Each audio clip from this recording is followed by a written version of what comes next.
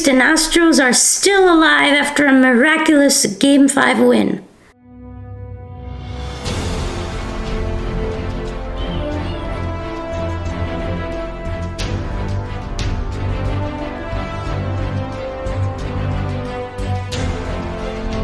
Hey everyone, and welcome back to another video on Mana Sports Talk. I'm your host Manav, and in this video I'm sharing my reaction and thoughts on the miraculous Game 5 win that the Astros had 9-5 in an amazing comeback after a first-inning grand slam. The Astros come back and keep their season alive. Me sharing my thoughts on that and just getting into a quick Game 6 thoughts on that and what I think the Astros should do to win that game. But look, for Game 6, realistically, everyone should be available. The entire bullpen, Jose Urquidy, Christian Javier, Odorizzi, probably not Framber Valdez, obviously, because he just pitched on Sunday. But obviously, the first mindset is you have to win a Game 6 to even think about the 7th game. And in my opinion, Houston should honestly be up 3-2 at this point. Losing that Game 4 3-2 was really honestly a heartbreaker.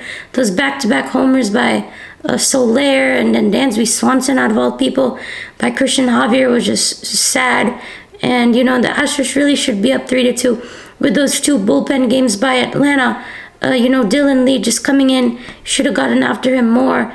But overall thoughts from Game 5, just happy to see that offense come back. They stepped up big time. That infield has played more than 70 postseason games, stepped up and got it done. And they're going to need to do it again against Max Fried and Ian Anderson. If it gets to a possible Game 7, they'll need to get to both of them pretty early. Obviously, with no batting practice in Game 3 and 4, that was a big problem because Houston wasn't able to get out the offense right because of all the rain. But look what happens when Houston gets batting practice. 9 runs scored. So guess what happens when it gets done that way.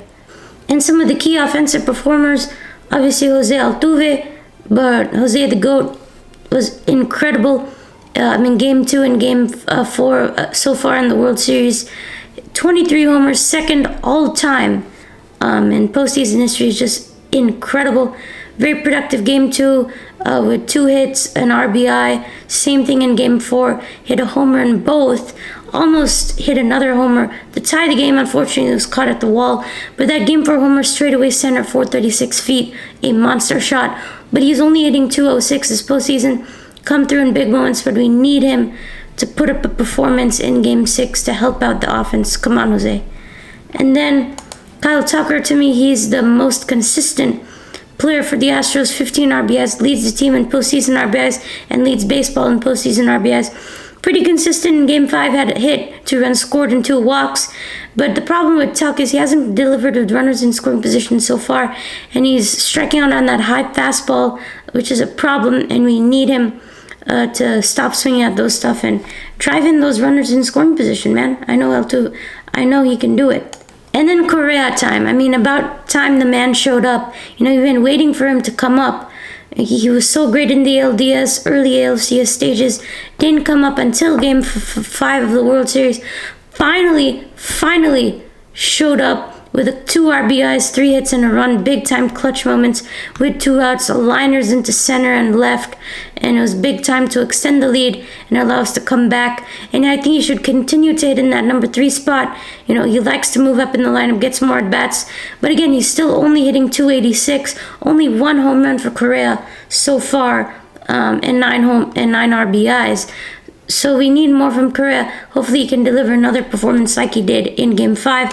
And then, of course, Alex Bregman, pretty good yesterday. I thought, he came in with some timely hits, especially in that beginning with that RBI double, big time to start the scoring. 2 great plays in the field. You saw that coming up in the infield grass, picking up barehanded and flinging it to Yuli, trying to get Albies out, the fastest guy on the team. That was impressive. And then getting a foul out on Jock with a pop-up, ran all the way. It was in the shift, but he ran all the way across the infield into the dugout, barely grabbed it. It was just an amazing play for Bregman. He's going to hit 7 again. That's what Dusty said. Hope he can come through again like he did before. And then, of course, the hero was Martin Maldonado. Machete, the legend and the player of the game, came through in the first with that deep sac fly to make it 4-2. And then the biggest moment of the game with the bases loaded, 2 outs, dared AJ Minter to pitch strikes. AJ Minter couldn't. It was just unbelievable moment in the game that AJ Minter, the worst hitter, one of the worst hitters in baseball, Martin Maldonado, it didn't matter. He just couldn't pitch strikes to Martin and got the bases loaded walk. Martin dared him, stood very close to that zone, was willing to get hit by that cutter, and he just got that sacrifice, was willing to be able to get hit in that situation, and he just got it done. It was just great to see him do that, mess with Minter mentally, and then it came up with a huge RBI base hit later in that game to put the icing on the cake. And then Marvin Gonzalez, my guy Marwino, came through again in the World Series. This guy's a World Series performer, it seems like. With the bases loaded, a pinch hit bloop single in a left, scored 2 runs, gave the Astros a 7-5 lead. It was one of the first players to ever do that. And he came through again after, remember, Game 2, 2017 game-tying World Series homer. This is why we signed Marwin, to get it done. At this moment, I want to give out a quick shout-out to Uncle Mike. He was great in Game 1 and Game 2, hasn't performed recently. Still hasn't hit a homer in the postseason. Come on, Mike. Need bigger hits from him. Hitting .308 in the postseason, but come on, Mike. You gotta get some base hits, man. And then Yuli's been so great. Hitting .333 in the post now. Moving up to batting 5 in the lineup was really helpful. He should stay there. 19 hits to lead the Astros, 10 RBIs in the postseason. He's been really consistent recently, and good to see him move up. Had 3 hits, 2 runs, scored an RBI last night, and came in clutch. And now that was the offensive breakdown. Now let's talk about Game 6, who I think the Astros should do in center field. Obviously, in the NL format, pitcher hitting, Zach Greinke delivered, but Yordan Alvarez is playing field. He's not going to be playing field in Minute Maid tomorrow. I think it should be Jose Siri who should do center field for the Astros. Just so electric in that game too, with an RBI and a run scored, big time speed, and I love the dude's energy. It's just insane what he does. He's just shown more for me compared to Chaz. Love to see Siri in center. And then it's time to get back to that pitching. Luis Garcia was the chosen pitcher by Dusty Baker, coming in off 3 days rest. Going to be pitching tomorrow. He pitched on Friday, if I'm correct, and he did okay. I thought he did solid. 5.2 innings pitched, obviously in that great Game 6, which he did. But I'm a little concerned with him coming off 3 days rest. Pitched 3 2/3 innings, only gave up 1 earned run in that Game 3 start. But with 3 days rest, you're doing a rookie pitcher already, right? Got blown past his innings pitched total with 160 innings. I'm just worried he may not be his best self tomorrow. He may not find his stuff, may not be in the zone. If that's going to be the case, there's going to be a problem. I'm just worried why Dusty Baker did not choose Jose Urquidy at all. To me, Urquidy was a choice. Only did 14 pitches. I mean, in Game 5, come on. He would have been off 5 days of rest. Only did 14 pitches. That's like a pitching session. Come on, guys. I just more comfortable with Urquidy. 2-0, now 3-0 in the World Series.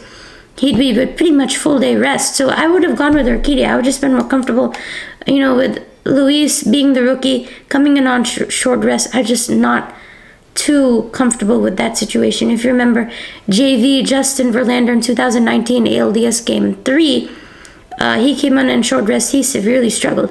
If a man like JV is going to struggle, I just don't know what's going to happen for Luis Garcia. Inconsistent. We don't know what's going to happen. Hope Luis delivers a good performance and shows Dusty Baker why he trusted in him. We'll see what happens. I also want to give a talk about Philip Luis Maton III. What a dude, man. This guy's a cold-blooded assassin. Comes through in the big innings. One of our highest leverage hitters. This dude doesn't show an emotion. 11 innings pitched, 7 hits, only 1 run given up, and 13 strikeouts. That amazing breaking ball gets all kinds of hitters that swing and misses. Isn't afraid to pitch in that zone. 2 innings in Game 5, only give up 2 hits. 1.2 innings pitched in the LDS game.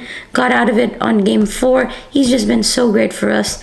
And obviously, Ryan Pressly, he's going to be fully ready for Game 6. Didn't pitch in Game 5. Pitched 30 in Game 4. So he got some much needed rest. Kendall Grayman came into his own. Pitched those 2 innings in Game 5. Has been pretty solid. Besides that Darno homer. Ryan Stanek. You know, everybody in the bullpen is going to be available. Zach Greinke should be available in a potential Game 7. Stanek has just been so great, you know, with a 1.8 ERA this postseason, scoreless 7th inning in Game 5. And then Jake Odorizzi. Odorizzi could come into a Game 6, possibly. If Luis isn't ready, I think he is going to come in regardless at some point in Game 6. And he played well in Game 1, 2 2/3 scoreless innings from Odorizzi. A little bit surprising to see him pitch so well, but that's great to see. I hope to see him pitch well again sometime.